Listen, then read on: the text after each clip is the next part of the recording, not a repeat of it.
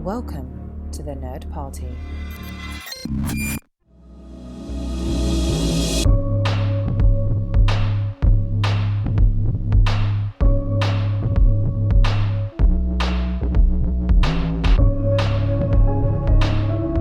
It is with great joy that I welcome you back to the House of Johnston, House of Joe Johnston, in fact, the second entry today in our examination of the works of Joe Johnston as a film director here on Houselights.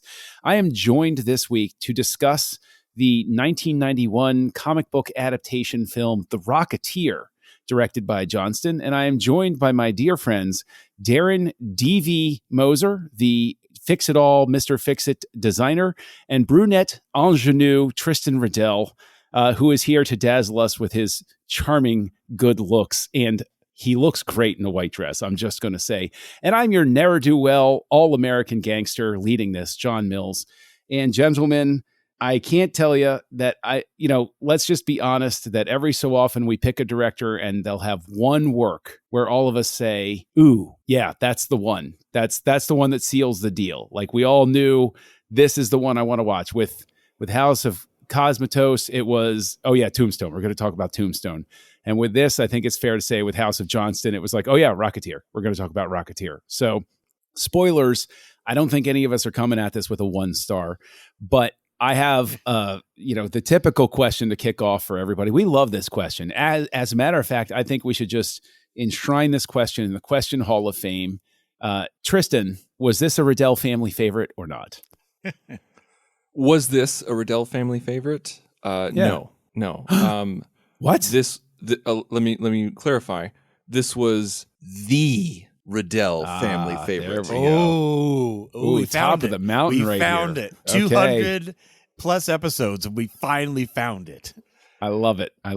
This movie was watched and rewatched. This was rented until one day Dad brought it home as a surprise. Like it was a big surprise. He said, he's like, hey guys, I got something. And he pulls out the VHS with that epic cover, that epic superhero cover before it was a superhero cover of everybody on there. And Billy Campbell looking all heroic.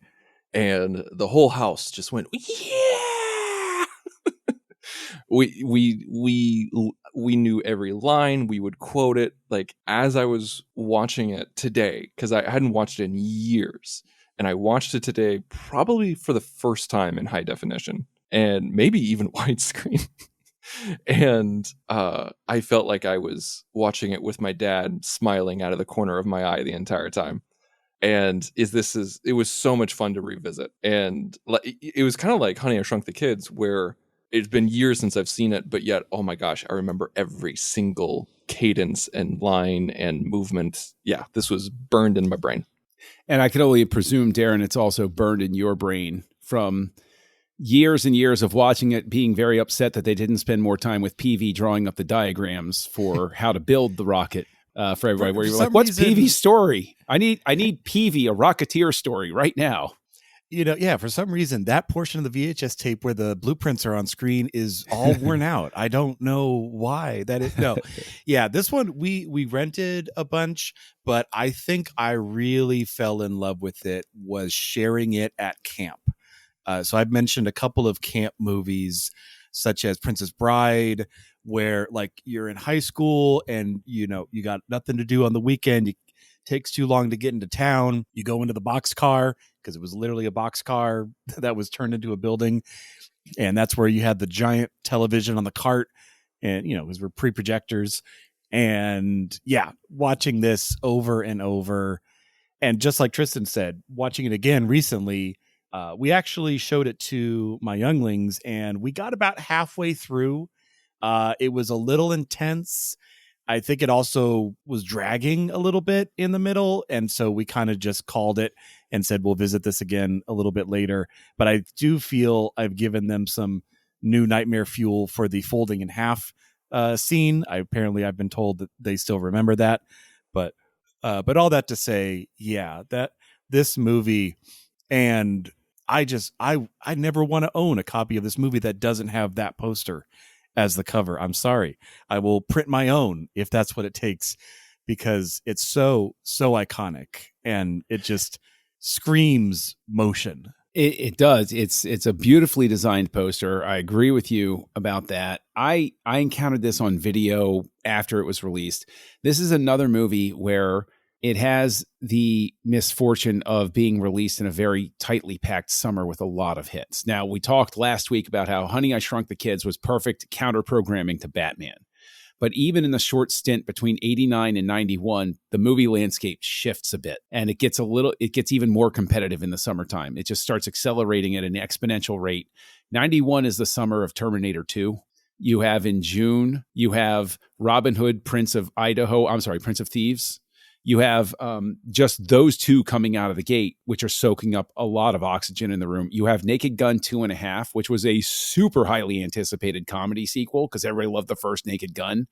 Those three movies alone are enough to just absolutely jam-pack a summer. And then Disney tries to slide in The Rocketeer. And I would argue, gentlemen, that whoever decided to try to counter-program like this made a massive mistake and is largely responsible for the fact that the film reported budget of $35 to $40 million pulls in the US $46.7 million, which we all know with marketing, that is not really a hit. Bad. And you know that this would billboards everywhere. This was probably marketed to the hilt. And I just want to put it out there. Do you think it is simply the fact that somebody did not think that the competition was fierce enough to kill a movie like The Rocketeer? Like, is this just a victim of bad studio scheduling? You mean as in why it just did poorly? Yeah, as in why it didn't find an audience. Yeah, was there any audience for it to find in 1991 on the big screen? Possibly. June 21st, 1991, it's right. If memory serves, that is right around, if not right up against Robin Hood, Prince of Thieves, which was a hugely touted Kevin Costner film with Alan Rickman high off of his Die Hard fame and everything as the villain and everything.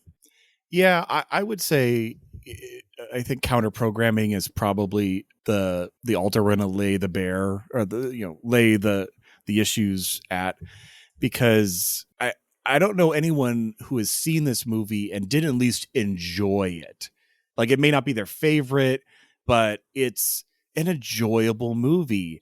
And I guess it just wasn't enough to put the butts in the seats to give it the viewership to have a strong summer. Now, I don't know if, maybe shifting it to a Christmas release, which, Christmas releases weren't really a thing in 91, if I remember correctly. Not that they didn't release movies, it just wasn't the second summer surge that it is nowadays. The funny thing is, you say that, and if memory serves, Tristan, keep me honest here. Was it 90 or 91 Christmas? Which one was Godfather 3? Because they might have been scared off from Christmas if this was the Godfather 3, because that was, regardless of actual reception of the Godfather Part 3, knowledge of it coming, people were pretty stoked about it. So it was 90. Okay, so this is the year after that. Okay, so scratch that. So they weren't, doesn't seem to me they had a reason to be scared of Christmas. And especially when you're considering the fact that they had originally planned a huge toy line for this. A Christmas release would have been perfect, like a Thanksgiving or a Christmas release. But Darren, you probably know all about the toy line and how it got yanked from people and stuff like that. Not a ton about it. I know they were throwing everything at this. There were toys, there was video games, there were trading cards, there were all sorts of things they were trying. We all know this is why Disney wanted to make this movie, was the merchandising. I'm reading they spent at least $19 million on TV advertising alone. And in 91? In 91, they did TV specials. They did, I think they had a book out. They also did on the Disney Channel, because, 91. And they even premiered it at the just refurbished El Capitan Theater. So they were backing this movie, and it did not pan out. Well, they didn't pull the toys from my hands. They won't until my cold dead hands. And I remember, in my hands, folks, is an original 1991 Rocketeer pliable figure with detachable rocket pack, and I still have it to this day. Obviously, it's not in the most pristine condition, but it's still in good condition. Like you could, like move his legs and like move him around like he's flying, like he's Superman and everything like that. For the audience at home, Tristan is demonstrating that the joints are still stiff enough to hold their own form, and they are not limp. Exactly. And now one thing that I really didn't like about it is that like no flames were coming out of the rocket pack. And I remember very tough for plastic. Very tough. Yeah, I remember having this conversation with my mother at the time where like when we bought it, I said, I was like, man, it would be really cool if it had flames coming out. Maybe I could add those later on. And I said, I was like, you know what, Mom, when I grow up, like I'm going to make a Rocketeer toy that can do that. And my mom said, I think by the time you're old enough to do that, no one's going to care about the Rocketeer. Some brutal honesty from Mrs. Riddell. That is some hardcore reality she's laying on you. But no, obviously there were toys that were made, but apparently there was one company, Toy Biz, that had a license, and they pulled from them and left it so that it was Just Toys. Was the name of the company was Just Toys, had the sole license after that or something. So, I don't follow that a whole lot necessarily, but let's switch it over to talking about Johnston. This is a pretty substantial leap forward in terms of scope of the project. Obviously, after Honey, I Shrunk the Kids, the studio's got confidence in him. They're ready to give him something that's a little more complex, and they obviously give him something that has some very, very expansive special effects shots about it. This is going to require somebody who has a really good hand on the steering wheel to get it across the line and make it look good as well. So, Darren, do you see growth in Johnston in terms of how he handles the effects here? Were you looking at Honey, I Shrunk the Kids and then looking at the Rocketeer? Do you see Johnston leaping forward? Do you see a more mature director here? Just 2 years later, this is coming out. I think definitely growth. I mean, there's no kids; they're all adults in this movie. No, but yes, as a director, this totally makes sense. I mean, yeah, we're looking at it in hindsight, but looking back, I believe Johnston kind of almost pitched himself, because when he heard that Disney had the Rocketeer license and were looking for a director, because talking about directors, there were almost other directors in this movie. I think, what was it, Stevens and Bilson and DeMeo were working on this and were fired and hired. I mean, it was in development hell for ages. But it makes total sense for Johnston, because it has that, not even just the special effects and all the pieces he has to pull together, because it feels like double the special effects of Honey, I Shrunk the Kids. Like there's definitely growth there. Oh, easy. But there's also keeping that sense of wonder. Like, it's not a gritty movie. It's not like, it deals with adult themes and bits, but I think it's able to capture that, kind of deco 30s. There's a romanticized version of the history that we're looking at, obviously, but it works really, really well. And I totally see this as a stepping stone for him. Like he's, because we've talked before about other directors, some are, I'll get the shots for you. And some are, I'm really good at pulling a certain performance out of people. And I think that he's more of the pulling performance kind of director, or he's definitely leaning into that. What he gets out of Sinclair, out of Timothy Dalton, which like steals every time he's on screen. He's like the thing you're looking at. I would almost say, just going back around to the budget for a second, or the box office, maybe that was, if I had to ding it one place, it didn't really have an A-list star in the number one role. In my mind, like, Dalton was the big name, but then again, he was probably. Well, I mean, you have Alan Arkin and Billy Campbell, who are nothing to sneeze at, but they're not going to put butts in the seats. Well, I mean, Paul Sorvino's in Goodfellas prior to this, so him as the mobster is almost sort of like a given. It's like, oh, he just walked across the street from the other. Like, oh, hey, you, but it's a good cast. It's a solid cast. It's a really strong cast. And again, Johnston gets what he needs out of them, and he gets them to deliver it in the style of a movie of that time. This is all obviously very much an homage. Like, this is the sort of thing where you see, I think you see Johnston shine, because this is the type of movie where I look at it and I say, yes, this is somebody with a quote unquote George Lucas sensibility needed to do this movie. A Lucasian or a Spielbergian type of sense to everything is what you're going to need to tell a 1950s Rocket Man movie, because that's exactly what you're trying to evoke. But the cast is great. But even going back to the director discussion, we had other directors in the mix for it. I think Johnston, at the time, Johnston really is the only director who's going to get the right feel out of this movie, I think. Now, obviously, well, there are hundreds of other directors. I'm just, the top line directors in my brain sort of thing. Like, I'm not going to see Cameron put this out. Cameron's Rocketeer is a lot different than this one is. But what is always fascinating to me is that one of the names in the mix for directing was a guy named Steve Miner. Do you gentlemen know what Steve Miner is most famous for? No. Friday the 13th Part 2, Friday the 13th Part 3. He later did Halloween H2O, or affectionately known as Halloween Water, and House. He's a horror director known for, look, and whether you like him or not, these are schlocky movies. In my brain, I'm like, oh, there's a multiverse out there, and in one of those multiverses, Steve Miner got this job, and I did not love The Rocketeer. I did not love that movie. That did not work for me as well.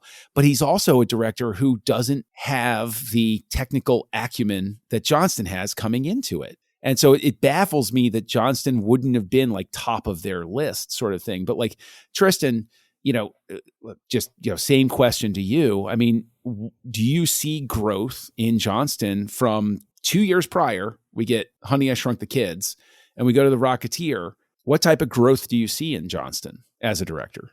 I think I definitely see a growth in terms of everything looks much more polished and sleek. And I don't mean that in a very literal sense, but the camera work, the editing, it's all very, it's the theme, it's the feeling, it's the vibe of the movie that's appropriate to the movie. With Honey, I Shrunk the Kids, it was very gritty and used, and it was gross in all the right ways. It was lived in. And with The Rocketeer, you have this 1938 deco feeling to it, and his helmet was sleek, the rocket pack was sleek, the planes that they were flying was really cool, and just the costuming, the sets, everything just felt so grand. And Timothy Dalton himself really, I think, elevated the material. And I think that could be one weakness, is that Timothy Dalton was way up high and everybody was trying to catch up but didn't quite get there. But with Johnston, you can see that he's not just a one-trick pony. Like, this isn't just big special effects. It isn't just... Now, I know that this is a special effects heavy movie, but you know what I'm saying. Like, he's not leading on it heavily to tell the story like he did with Honey, I Shrunk the Kids, because that was the point of Honey, I Shrunk the Kids. That was the spectacle of it. And with this one, I felt like there wasn't really any wasted space. Like, when you were watching it, you weren't really checking your watch when a scene was going on. You weren't really thinking that there were any characters that didn't really need to be there. And with Honey, I Shrunk the Kids, there's so much of the parental dialogue, like I talked about last week, where just like, they have no idea what to do with these people. I never got that sense with The Rocketeer. So even from that kind of perspective, I felt like we got to see more locations than we did in Honey, I Shrunk the Kids. That was cool. True. It's funny though, because you talk about characters that are necessary or unnecessary, and I just wanted, and Darren, I'll start with you. Obviously, the three of us, we were just on the cusp of being able to understand who W.C. Fields was in Hollywood at the time of The Rocketeer. The time that it's set. And so, they have that little pseudo cameo. The lookalike actor has a little soft shoe to evoke, hey, it's W.C. Fields. Do you think that is that is something that would work against the film now because that type of cultural reference is lost? Like a reference to Clark Gable or a reference to Howard Hughes, a reference to W.C. Fields. Do you think it's tougher for those sorts of things to play with an audience this many years later? It's decades after the movie, which was decades after those gentlemen had their time in the sun. No, and we've seen that happen in other movies too, where like certain jokes or certain, like you could go back to like It Happened One Night, and there are jokes that go over our head because they're referencing things that were popular of the day or slang or sayings, and we're just too far removed from it. And yeah, nowadays your audience, your teen, young adult, let's say this came out today, your target audience, I don't think they're going to have that past knowledge to put all the pieces together. But that doesn't mean the movie's going to flop, because those are little nuggets. They're little pieces. They might. I'm sure there'll be some people who thought, "Wow, I don't remember a Zeppelin ever landing in Los Angeles," but it's like, no, it's a movie. It didn't actually happen. But it presents itself as just it's a fun aspect. I mean, I was saying a period piece, but it is kind of almost like an alternative past. It's things, different characters, people that did exist but didn't exist.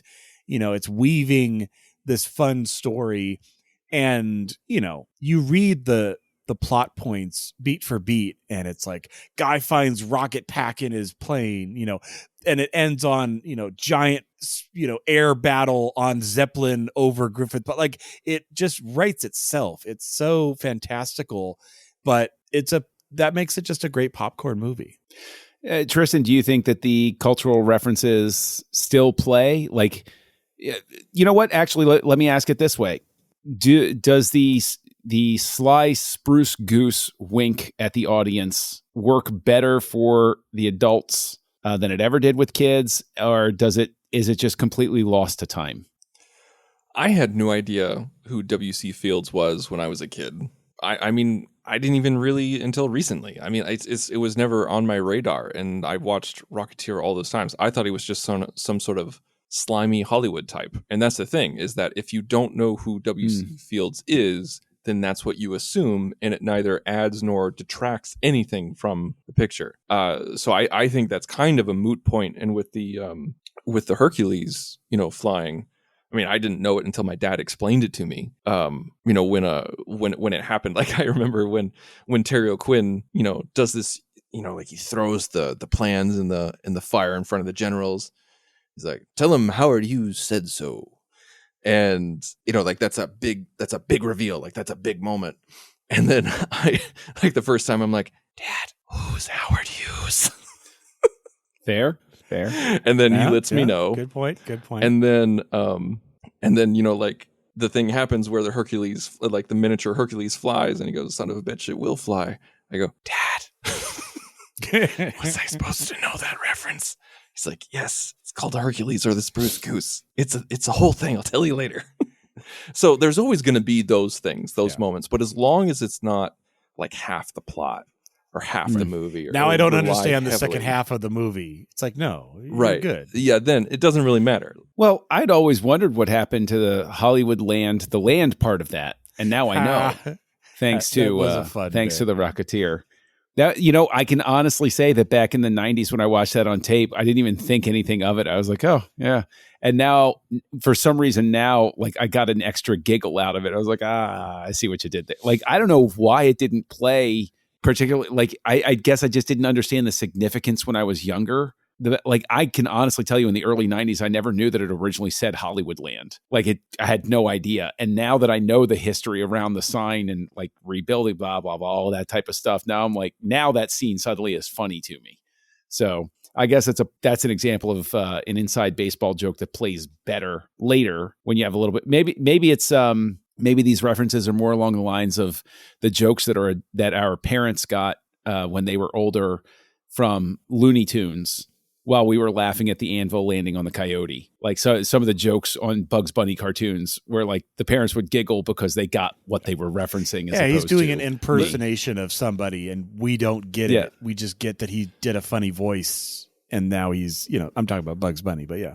Yeah. But like, okay, listen, there's a swath of people from a generation after us who didn't even know the Titanic, the movie, James Cameron's Titanic was based off of a real event. There's always going to be people who don't understand history or don't read history or keep up with history. There's going to be things that pass over other people's heads. And so, especially with period pieces, like we're talking about a movie that's 30 some years old and it takes place 40 some years prior. There's going to be stuff that not everybody gets. Oh no, I'm not saying I'm not detracting from it. I'm just saying like I just always find that sort of thing, because when I saw W.C. Fields this time, I was like, man, it's an old man moment where I'm like, who even knows who W.C. Fields is anymore? But it really does just play as like, this is just some slimy Hollywood guy, which was true to form.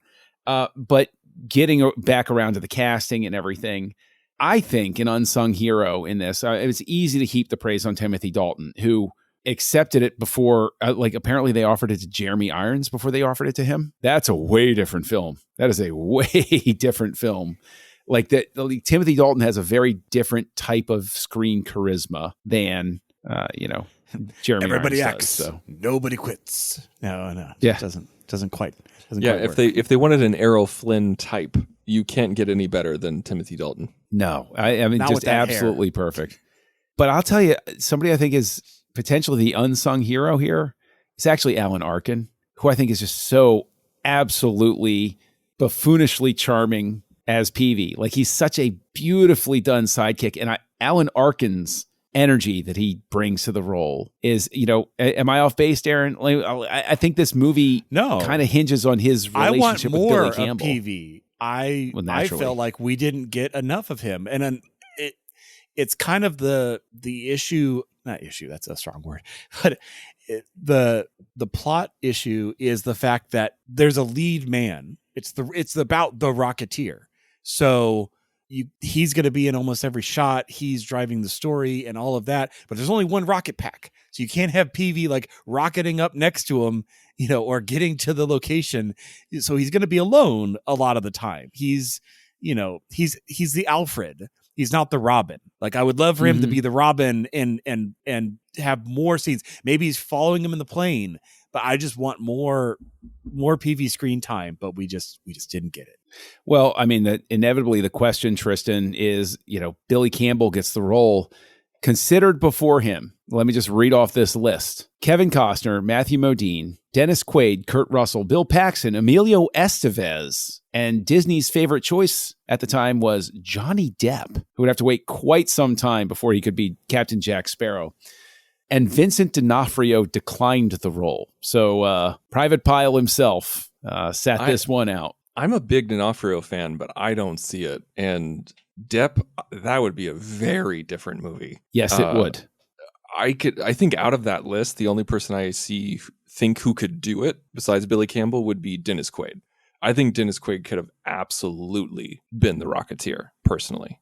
Bill Paxton apparently commented that he came really close to having the role. Yeah, there was some singer, I think Richard Marx or something like that, who said that he was offered the role and declined it, which I don't know. Apparently there's a lot of people who said that they were the favorite in the running. And I also read, this is complete BS. There's no way in blue perfect hell that this is true. But it was written on IMDb, so it must be true, that Diane Keaton was offered the role of Ginny. And I was like, really? What? No. 45-year-old Diane Keaton living in a girl's home, hoping to be a background character in an Errol Flynn movie. That doesn't seem to really hold water as a rumor for me. I mean, I think Jennifer Connelly. I mean, this is unquestionably for people of a certain age. This is, you hear Jennifer Connelly's name and you think Rock-a-Who? Like like that line from the previews, you remember to this day. And, Darren, do you think Jennifer Connelly, like you see her in the role and you're like, you can't envision anybody else? Is this her role from beginning to finish? Oh, yeah. This is definitely, she's making her mark with this movie as well. It's a well-written role for her. She's not the damsel. Like, yeah, she's put in that position a lot, but she's driving her own train. She's making choices. She's, not just reacting to everything around her. She's getting out of scrapes, and she doesn't have a rocket. All I'm saying is this movie would be solved with more rockets. Everybody needs a rocket. That authoritative zip up is classic. Yes. Yes. Like after she bashed him in the head with the vase, and you just hear the F you. Well, I even love the way she plays the scene where she accidentally finds his hidden trove of like the Nazi radio and all of the stuff there, and the way she plays that is so great. I think that she plays, and I think this is difficult sometimes for an actor or actress to play the innocent person who doesn't come off as dumb in some way, right? She's not dense. She's very intelligent, but she's just not experienced in the world. But she gets thrown into situations where she has to think fast, and she does it. And I think Connelly does a really good job because she has a very expressive style. There's not a lot of internalization going on. Even when she doesn't have dialogue, she lets you read her face really well here. And I think that Connelly, definitely, there's a reason we all remember her, and it's because she's really good at just communicating with an audience. She's always had a tremendous screen presence, and I think that she maximizes that here. And of course, the director works with the actor or actress to get that from them. But I think that all of the people here are having fun, is I think what it is this is a set where everybody was happy to show up every day, and they were having a blast, and they knew what they were doing, and they were just leaning into it, and they were having fun. And they're being photographed by Hiro Narita, who we heaped praise upon for Honey, I Shrunk the Kids. And I got to ask, Darren, do you think that Narita working with Johnston 2 films in a row, do you see a cinematographer that's leaving his own mark? Or do you see a cinematographer that is going out there and the director is saying, I need it to look like this, make that happen? And he's showing up and he's saying, yep, I can make that happen. Like if you were to look at Honey, I Shrunk the Kids and The Rocketeer, where would you see the differences and similarities in the photography? It definitely feels like a partnership. It feels like there's trust established already from, working together previously. And I could see them both like sitting down for a weekend and just being like, oh man, look at all the cool stuff we get to shoot, and look at the budget we have, and just relishing in getting to shoot that. And, obviously there's the special effects component as well. And this movie, even better, seamlessly goes between effect shots and non-effect shots. We're still at the cusp of CGI. So there's no CGI to be seen. There might be a background painted out or something like that if I really dug into it. But all the times the Rocketeer is flying, that's a model. Mm-hmm. All the times the Zeppelin, I'm sure there's matte paintings and other things thrown in. But this movie looks the way it does because it's 1991. We haven't dribbled CGI over everything yet. I mean, the fact that the Rocketeer is flying in broad daylight and looks amazing in 91, the only way you accomplish that is with the right types of special effects. But, to bring it back to your point, but then when he lands and it's obviously a person, it matches. And there were times with Honey, I Shrunk the Kids where like you could tell it was a set. You could tell that plank of wood on the floor was slightly different color than the rest around it. Like there were little giveaways. And that's just the hardest thing to do. But yeah, no, I think this is a total partnership between the two of them. When they go to the observatory towards the end, when he flies into the observatory, that was a particularly great moment of transition. Oh yeah. To where like he lands and then just walks forward, and it's just seamless. And they're even in the era of CG now, there are moments where they still can't get that right. And it's, there's a meticulousness to that is extremely difficult.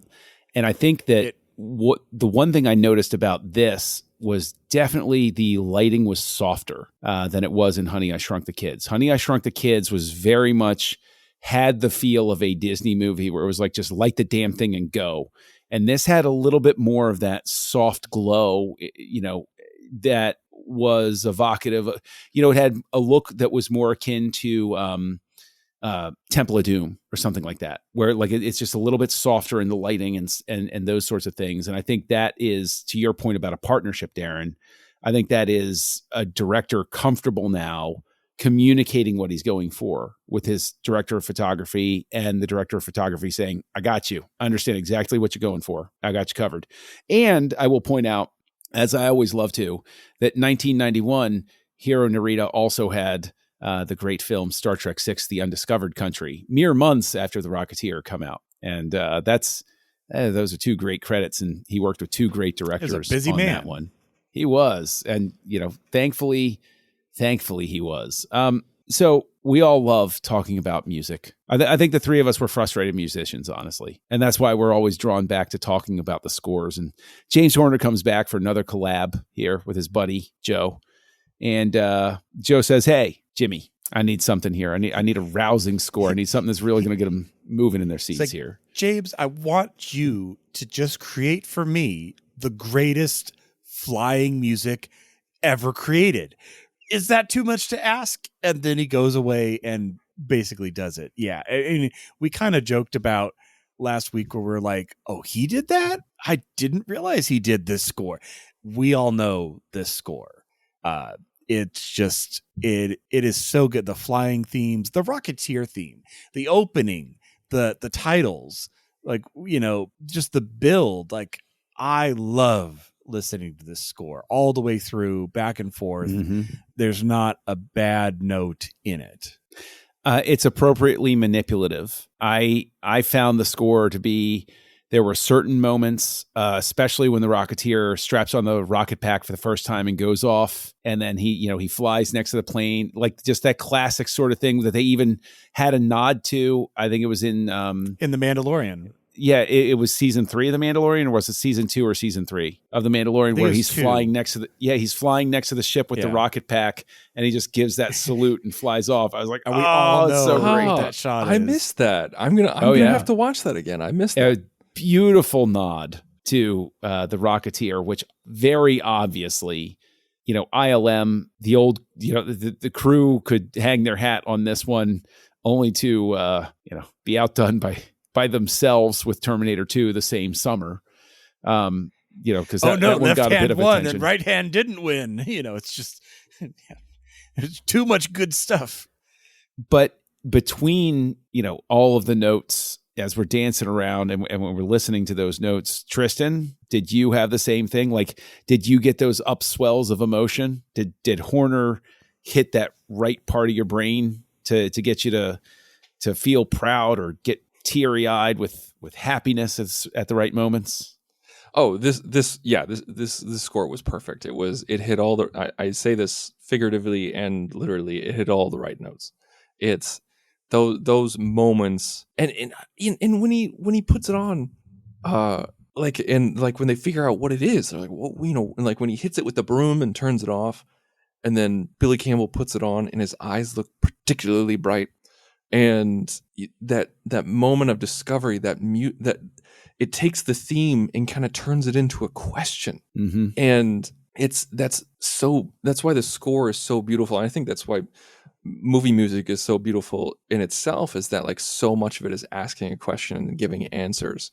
And the theme is the answer, and the subtlety, the mysterious nod is the question. And there's so much to it. There's so much to sink your teeth into, and we're all listening to it right now in our heads. Every single person who had watched it recently and who's listening to this podcast is hearing the theme in their heads.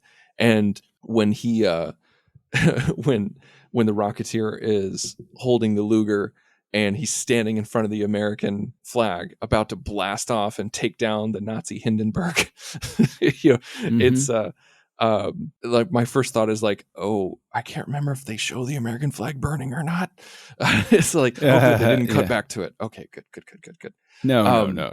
I like kind of pivoting off from music real quick, just talking about the American flag burning.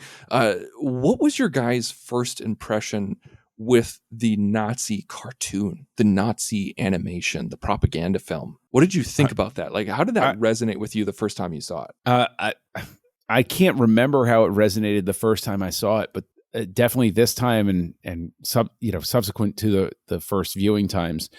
Honestly, I thought it was brilliant because it felt authentic. It felt like this was something that was actually produced back then. Like I would totally buy if you said to me, oh, well, the comic and the movie came about because they found this film and somebody said, oh my gosh, what if? And cued off of it. I think that it is incredibly difficult to make something like this and not make it inauthentic, I guess you could say. Like it felt, you know what? It's lazy to do this, but it felt as authentic as when Spielberg recreated one of the book burnings for Last Crusade, where the director and the crew didn't say we have to work in something to let the audience off the hook. We have to do something to make them more comfortable. We have to do so.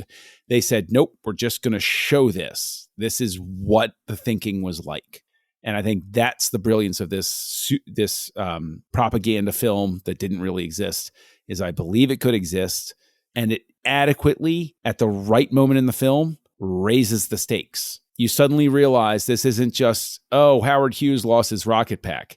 This suddenly takes everything up to the fate of the world rests in the hands of whoever has this rocket pack.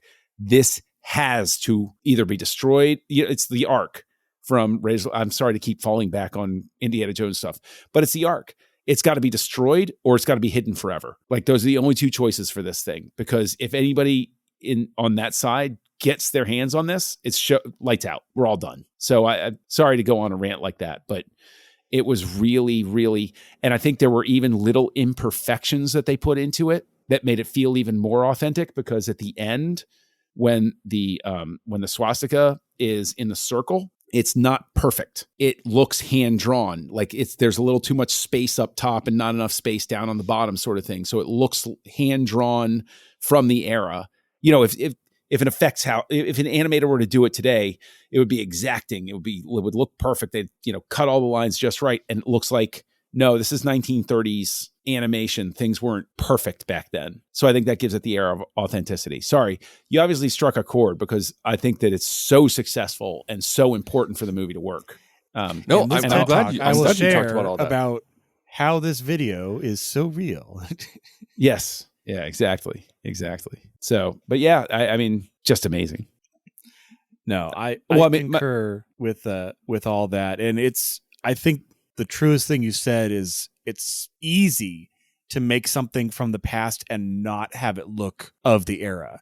And it's almost hard to describe because it's like the small inconsistencies or even just grain.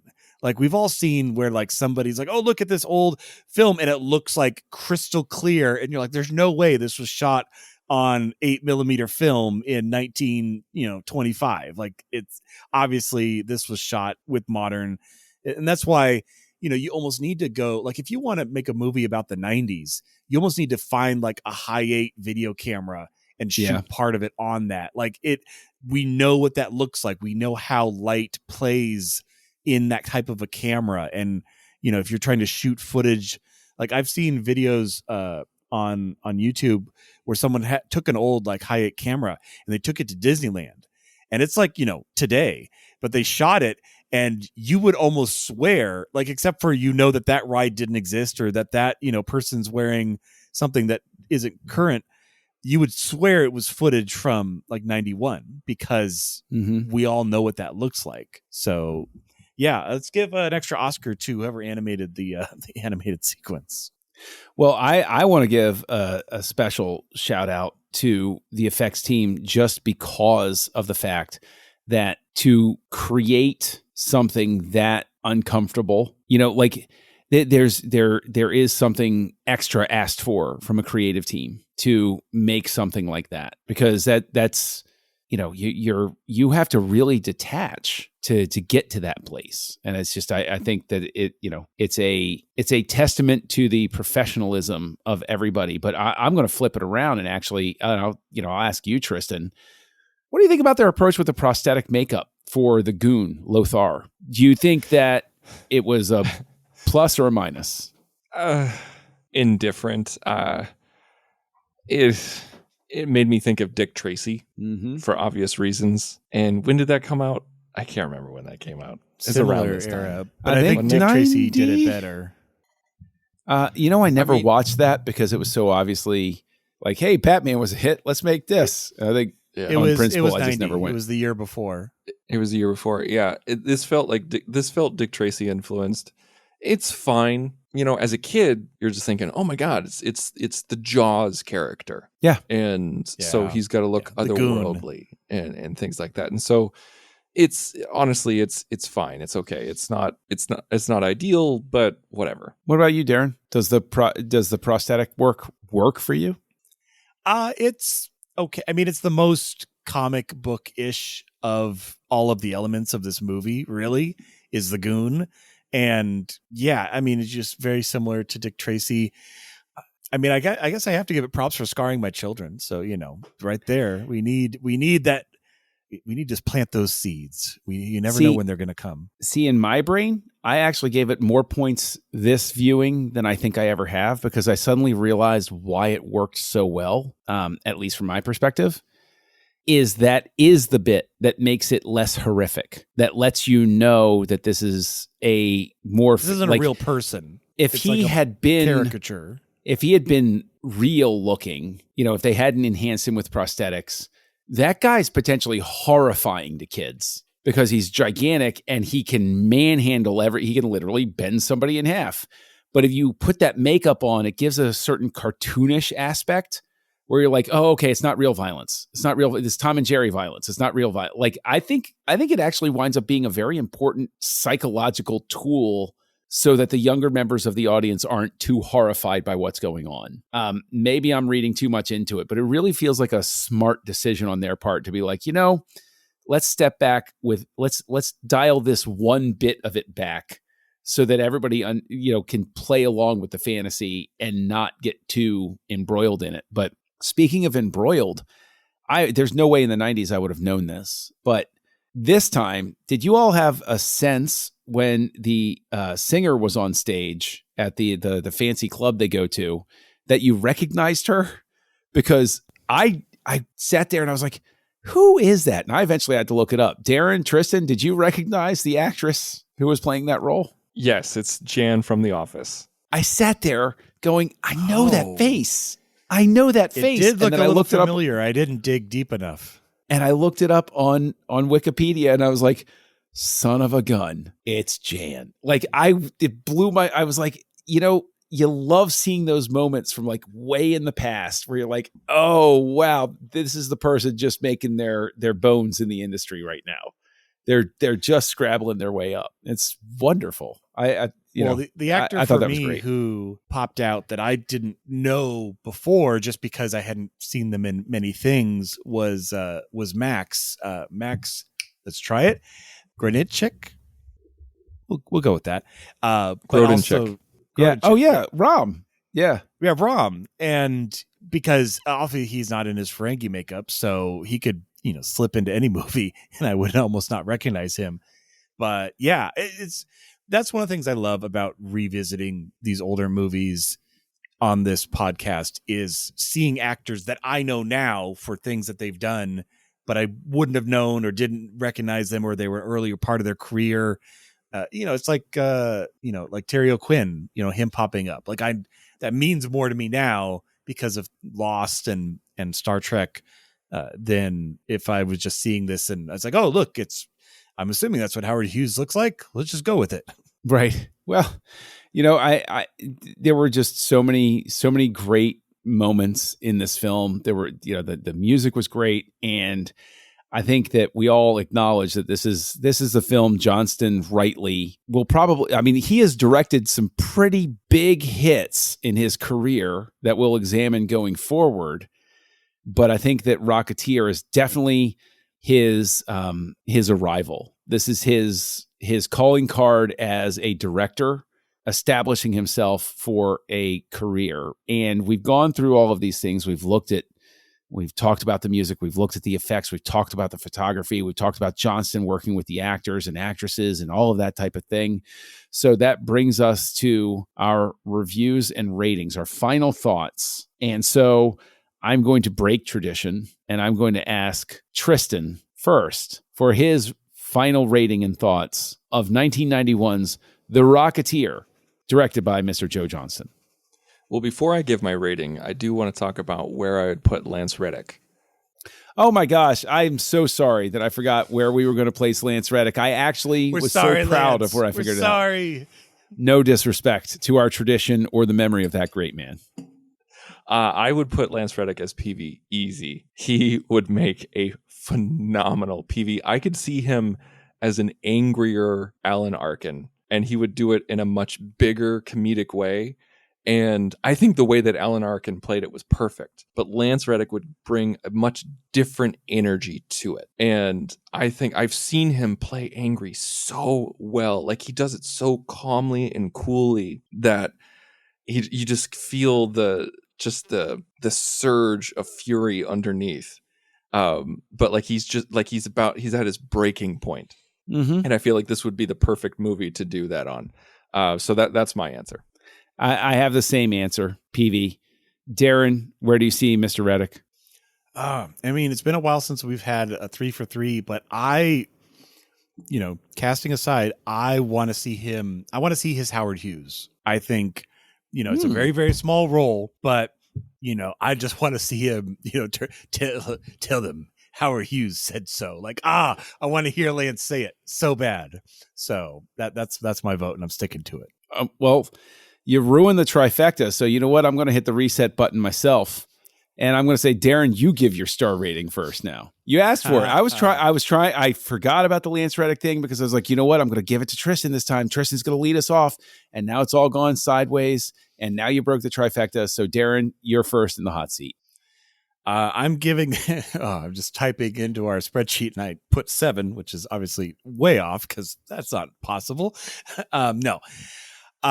This is one where I'm going to give it a 5, and definitely one of those points is a nostalgia point. I admit that, it's a 4 movie. It's a solid movie. It's a great score, but the fact that it brings me so much joy watching this movie. It's a joy to watch. It's a joy to re-experience. It's a joy to share with others, which is why, eventually we'll get around to show, when they're a little older, resharing it with my kids. And it's just so fun. And like you said, John, like you could tell that they had fun making this, that the table reads were hilarious, that, every time Dalton is on screen, he's just chewing the scenery and just having a ball playing this Errol Flynn-ish character and just living it up and he's relishing being the villain and just having fun being the bad guy, twisting his mustache,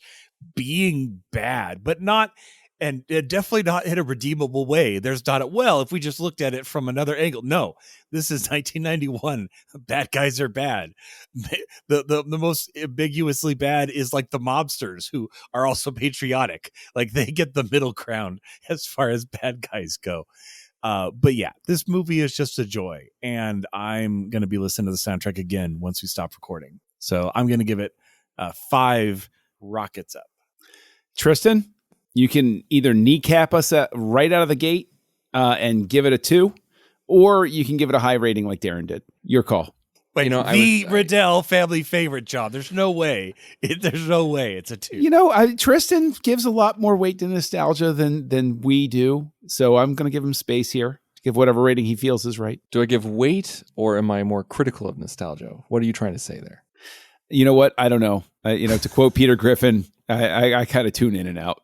So, yeah, that's the thing, is that like this is the Riddell family favorite. I I was like, is this a 4? Is this a 4.5?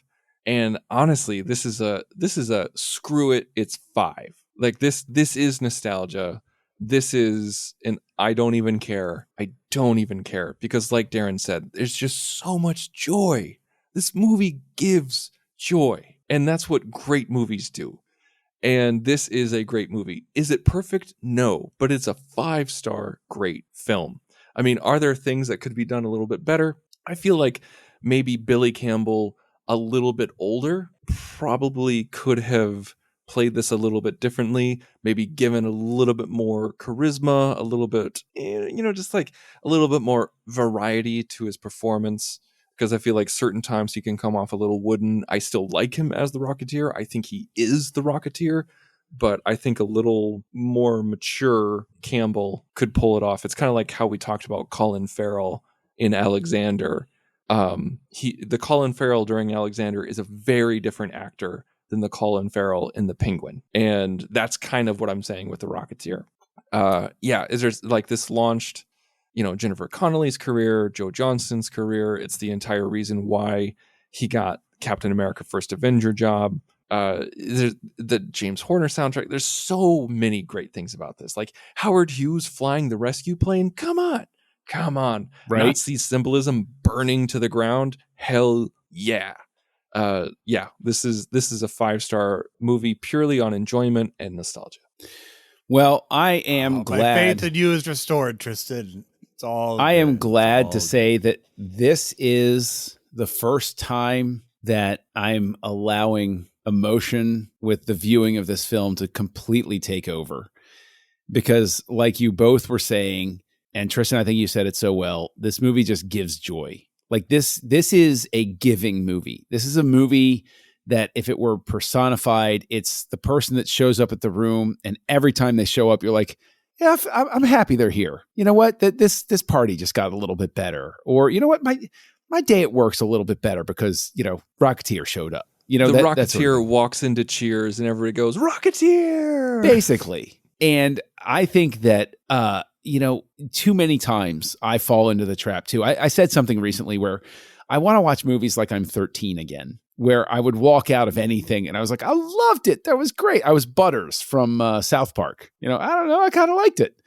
And Rocketeer is definitely one of those things. I think that it is, it's heartbreaking that basically its box office kept sequels and franchises and like this movie deserved so much better in terms of financial reception.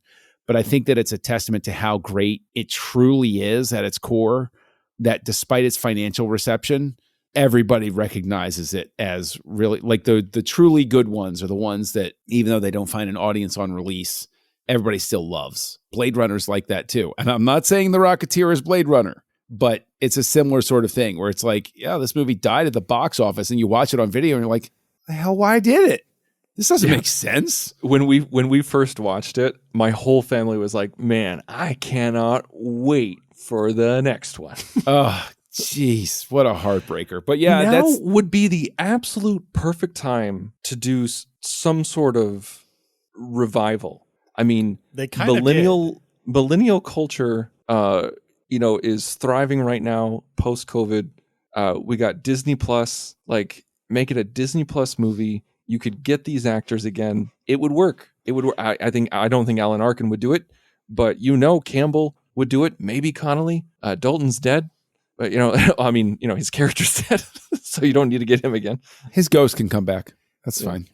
I think that didn't they try a series in 2019? They did, or something like that. There's a small animated. It's like the granddaughter. Doesn't I'm not saying it's good. I'm not saying it was the right direction. I'm just saying they put the word Rocketeer on something, but yeah, it didn't. That's a Y7 CGI didn't Mickey fly. Mouse thing. That's exactly what it is. So Yeah. Or give it like the like what was it, like was it 09, the Teenage Mutant Ninja Turtle movie, where it's like now we have animation that's very textured and Yeah. give us an animated Rocketeer movie. Like that could be something to chew on. You know, if I'm honest, given the way that reboots and everything and the way that it goes, I would really just like a really loving, like full special 4K re-release and then a re-release into theaters, because this movie is, I think, lightning in a bottle. I don't think you can hope to recreate it. And as much as I'd love a sequel or something like that, I just don't have faith in Disney as a company or any movie studio as a company to do it right anymore. I really don't. They've burned us so many times at this point that I'm just like, I can't even pretend that I could get excited for it. I'll just be like, yeah, okay, you're just going to slap me in the face again. Screw you. But on that up note, here we are. Mr. Johnston has gotten a 5-star out of us, only 2 movies in to our exploration of his body of work. Darren, where are we going to explore next week? Next week, you want to talk about big names and special effects? We're going to 1995's Jumanji here on Houselights. Join the revolution. Join the Nerd Party.